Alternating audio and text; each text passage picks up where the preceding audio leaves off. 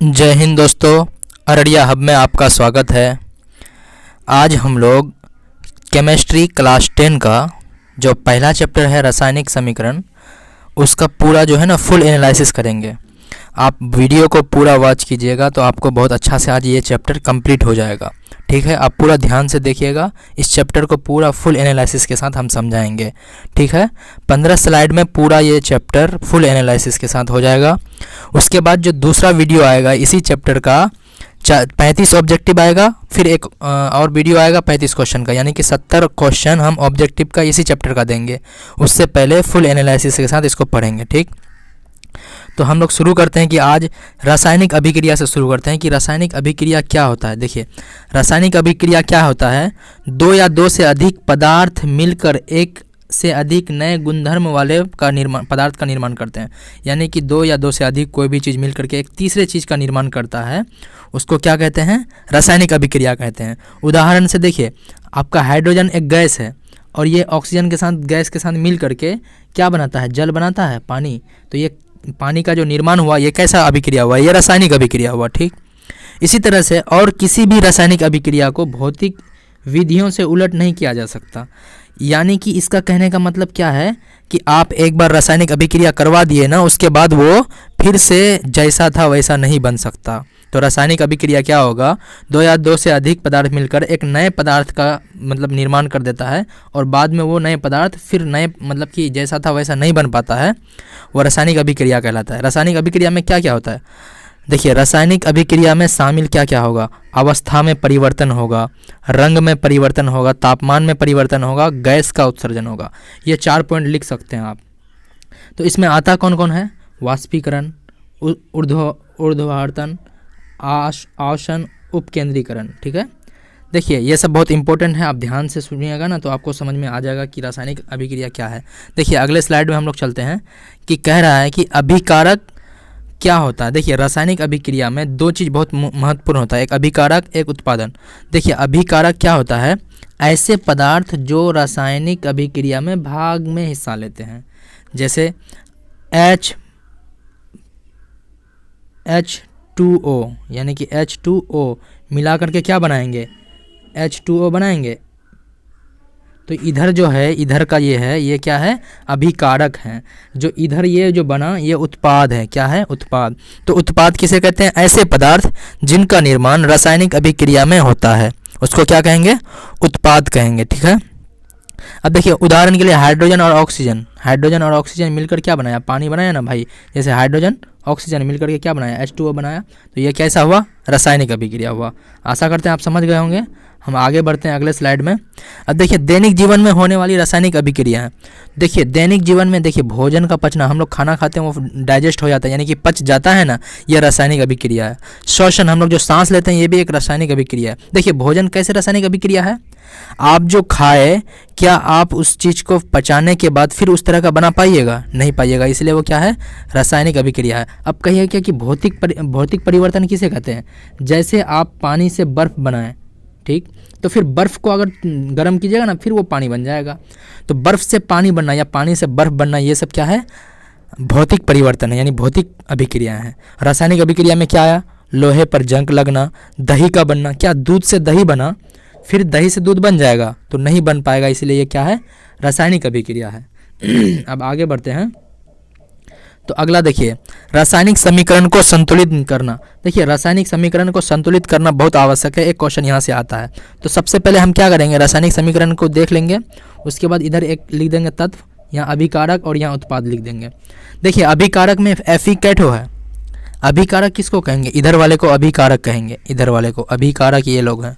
ठीक, ये उत्पाद हैं, ये क्या है, उत्पाद हैं। तो आप क्या कीजिएगा, Fe इधर कितना है, 1 है, इधर Fe कितना है, 3 है। देखिए कैसे पता चला, देखिए यहाँ 3 है ना, इधर यहाँ पर 1 है। अभिकारक में हाइड्रोजन कितना है, 2 है। इधर अभिकारक में हाइड्रोजन, इधर भी 2 है, उत्पाद में भी। ऑक्सीजन इधर देखिए कितना है, 1 है। और आपका देखिए इधर ऑक्सीजन कितना है, 4 है। तो आप कैसे इसको कीजिएगा, रासायनिक मतलब समीकरण को कैसे संतुलित कीजिएगा। तो आप सबसे पहले इधर क्या कीजिए, अभिकारक की तरफ 3 से गुना कर दीजिए। तो यहाँ पर आप क्या कर दीजिए, 3Fe कर दीजिए, ठीक, प्लस कर दीजिए। अब यहाँ पर देखिए हाइड्रोजन हाइड्रोजन दोनों तरफ बराबर है, तो हम कुछ नहीं करेंगे यहाँ पर हाइड्रोजन को, लेकिन यहाँ पर ऑक्सीजन 1 है, इधर 4 है, तो आप यहाँ पर ऑक्सीजन को क्या कर दीजिए 4 कर दीजिए। जब यहाँ पर 4 ऑक्सीजन कर दीजिएगा यानी कि 4 ऐसे करके H2O, तो आप इधर क्या हो गया 8 हाइड्रोजन हो गया, 4 ऑक्सीजन तो हो गया, लेकिन यहाँ पर हाइड्रोजन कितना है 2 ही है ना। तो समीकरण को जब संतुलित कीजिएगा तो Fe3O4, लेकिन प्लस में क्या हो जाएगा यहाँ पर H2 जो है ना, तो आपको यहाँ पर 4 से इंटू कर देना होगा ताकि यहाँ पर क्या हो जाए 4 हो जाए, यहाँ भी 4 2 जाए 8 हो जाए। समीकरण तब क्या हो जाएगा वो संतुलित हो जाएगा। देखिए अगर ये आपको समझ में नहीं आया तो 5-6 समीकरण हम एक साथ लाएंगे एक वीडियो में, पूरा अच्छा से समझा देंगे, ठीक है। अगला स्लाइड की ओर बढ़ते हैं, यहाँ पर आगे बढ़ते हैं। अगला चीज़ में क्या है, अगला रासायनिक समीकरण। तो अगला में है कि रासायनिक समीकरण क्या है, तो रासायनिक अभिक्रिया को रासायनिक समीकरण द्वारा निरूपित किया जाता है, ठीक है। रासायनिक समीकरण के अभिकारकों और उत्पादकों में पदार्थ के प्रतीकों जो सूत्र है ना उसका इस्तेमाल किया जाता है। प्रतीकों के साथ उनकी भौतिक अवस्था को भी दर्शाया जाता है। क्या किया जाता है, भौतिक अवस्था को। जैसे देखिए मैग्नीशियम रिबन को वायु में ऑक्सीजन में दहन किया जाता है तो क्या बनता है, ये मैग्नीशियम ऑक्साइड बनता है, ठीक है। तो यही चीज़ है। अब मैग्नीशियम रिबन को जब जलाते हैं ना तो वो वाइट लाइट देता है, क्या देता है, वाइट, सफ़ेद ऊर्जा ये लाइट के साथ जलता है, वाइट के साथ, ठीक है। अगला स्लाइड की ओर बढ़ते हैं। अगला क्या कह रहा है, रासायनिक अभिक्रियाओं के प्रकार। अब यहाँ से बहुत इंपॉर्टेंट ये आया कि रासायनिक अभिक्रियाओं के कितने प्रकार हैं, तो हम एक एक करके पढ़ते हैं। देखिए पहला नंबर में क्या है, संयोजन अभिक्रिया। नाम से क्या लग रहा है कि इस अभिक्रिया में 2 या 2 से अधिक अभिकारक मिलकर के एक नया बनाते हैं, मतलब कि संयोजन, मिलना, A + B मिलकर के कोई एक नया पदार्थ C बनाया, यानी संयोजन हो रहा है। जैसे कोयले का दहन है उदाहरण में, जैसे कार्बन है सॉलिड, ऑक्सीजन है गैस, दोनों मिलाकर क्या बनाया, कार्बन डाइऑक्साइड बनाया। इसी तरह से जल का जब निर्माण हो रहा है, देखिए 2H2O और ऑक्सीजन मिलकर के क्या बना रहा है, H2O बना रहा है। तो ये सब जो है संयोजन हो रहा है, 2 पदार्थ मिलकर के एक नया चीज़ बना रहा है, एक नया कंपाउंड बना रहा है। तो ये कैसा है, रासायनिक अभिक्रिया का संयोजन अभिक्रिया है। अगला हम देख रहे हैं कि दूसरा नंबर में क्या है कि रासायनिक समीकरण को संतुलित करना क्यों आवश्यक है। पहले इसको पढ़ लेते हैं कि क्यों हम इसको संतुलित करते हैं। तो एक नियम था कि द्रव्यमान संरक्षण का नियम में किसी भी रासायनिक अभिक्रिया में ना तो द्रव्यमान का निर्माण होता है, देखिए द्रव्यमान संरक्षण नियम दिया था कि ना ही किसी रासायनिक अभिक्रिया में द्रव्यमान का क्या होगा, निर्माण होता है, और ना ही विनाश। इसीलिए हम लोग क्या करते हैं कि जितना हम रिएक्टेंट दिए, अभिकारक दिए, उतना ही हमको उत्पाद मिलना चाहिए। इसी को संतुलन अभिक्रिया कहते हैं, ठीक है। इसलिए हम संतुलित करते हैं कि हम जितना दिए उतना हमको वापस ही मिलना चाहिए, क्योंकि रासायनिक अभिक्रिया में कोई भी चीज़ ह्रास नहीं होता है। जैसे ऊर्जा संरक्षण का भी नियम यही है ना ऊर्जा उत्पन्न किया जाता है ना ही इसका विनाश होता है। ये क्या होता है, एक माध्यम से दूसरे माध्यम में ट्रांसफर हो जाता है। इसी तरह से द्रव्यमान संरक्षण का नियम क्या करता है, किसी भी रासायनिक अभिक्रिया में ना तो द्रव्यमान का निर्माण होता है और ना ही ह्रास होता है। देखिए इसका निष्कर्ष क्या निकलता है कि रासायनिक अभिक्रिया के पहले जो अभिकारक होते हैं, पहले जैसे H2O, इसको क्या कहते हैं, H2 + O जो है ये अभिकारक हुआ। जब रासायनिक होने के बाद उत्पाद प्रत्येक पदार्थ के बराबर होना चाहिए। जैसे यहाँ पर जो उत्पाद बनेगा H2O, ये लोग क्या होना चाहिए, आपस में बराबर होना चाहिए, ठीक है। अगला है कि वियोजन अभिक्रिया किसे कहते हैं। तो वियोजन अभिक्रिया दूसरा नंबर में आता है कि एक अभिकारक टूटकर 2 या 2 से अधिक उत्पाद में बदल जाए, उसे क्या कहेंगे, वियोजन अभिक्रिया कहेंगे। जैसे कोई एक A है, A वस्तु क्या होता है, B + C में बदल गया, ठीक है, उसको वियोजन अभिक्रिया कहेंगे। जैसे उष्मीय वियोजन, वैद्युत वियोजन और प्रकाशीय वियोजन, यानी कि कोई एक जो अभी मतलब कि ये है वो टूट करके 2 या 2 से अधिक में बदल जाता है।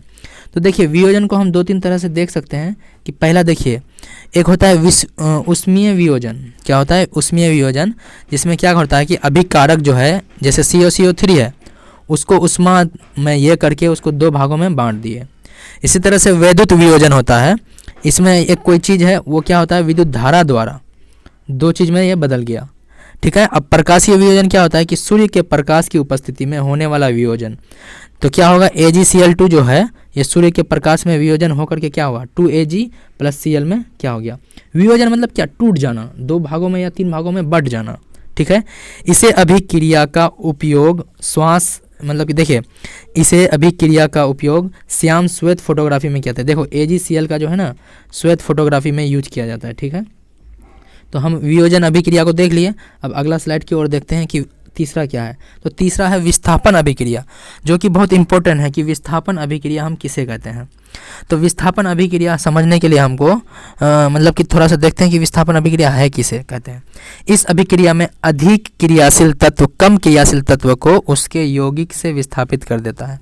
यानी कि जो अधिक अभिक्रियाशील जो तत्व है ना, वो कम अभिक्रियाशील तत्व को क्या करते हैं, विस्थापित कर देते हैं। जैसे देखिए Fe यहाँ पर अकेला है, CuSO4 मतलब कि मिला हुआ है, तो Fe जो है ना कॉपर से ज़्यादा अभिक्रियाशील है, तो जब दोनों रिएक्शन करेंगे तो FeSO4 बन जाएगा, यानी Fe के साथ SO4 चला जाएगा। ये कम अभिक्रियाशील होने के कारण इसको बाहर कर देगा कॉपर को। तो ये लोहा है, कॉपर सल्फेट के साथ जब इसको विस्थापित किया जाएगा तो लोहे का सल्फेट बनेगा और कॉपर को क्या किया जाएगा, बाहर कर दिया जाएगा। ठीक है, इसी को विस्थापन अभिक्रिया कहते हैं।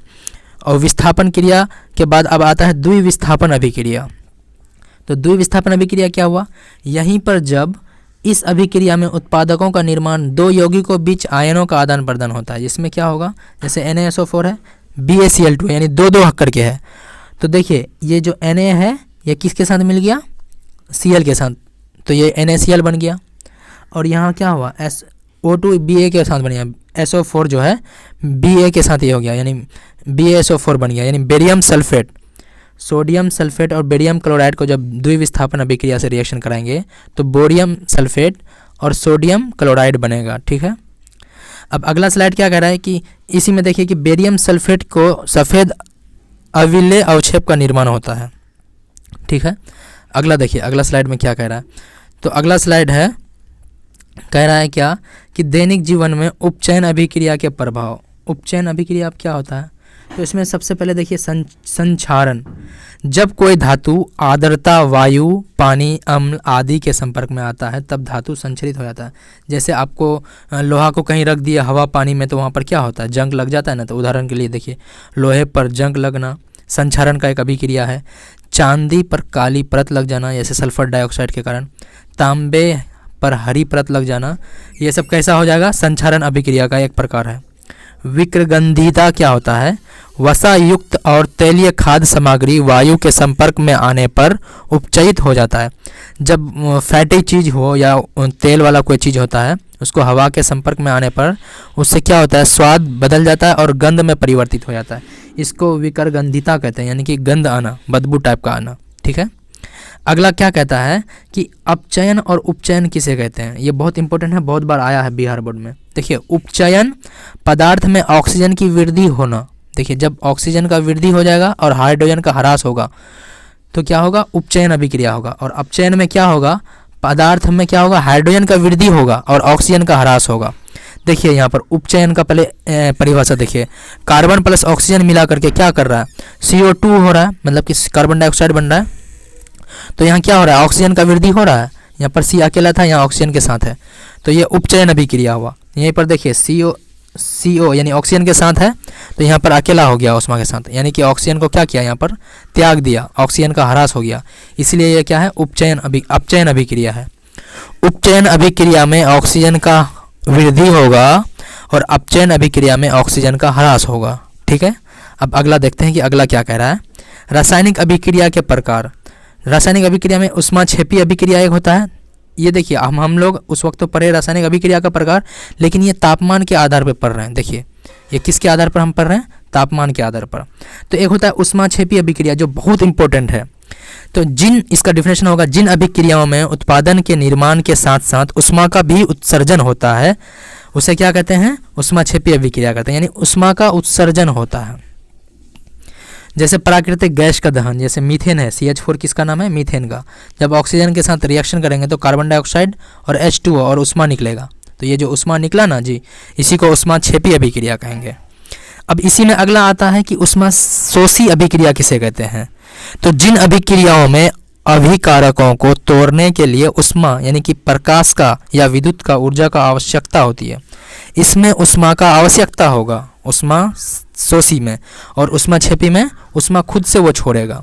ठीक है, ये दो अभिक्रिया बहुत इंपॉर्टेंट है, ध्यान से पढ़ लीजिएगा इसको। देखिए आशा करते हैं कि आपको वीडियो अच्छा लगा होगा।